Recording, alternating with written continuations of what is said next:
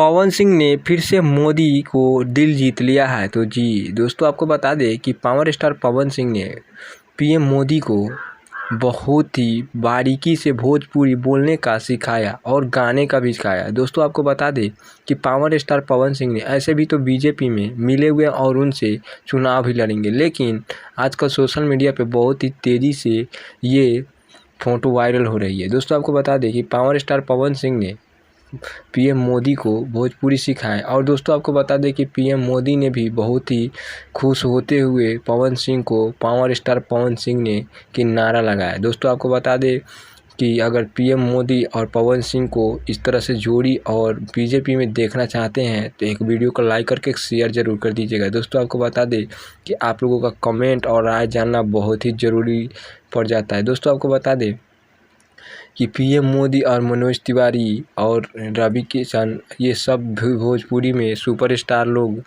जहां जमाए हुए हैं, फिर पवन सिंह ने भी इसमें पार्टी को ज्वाइन कर ली।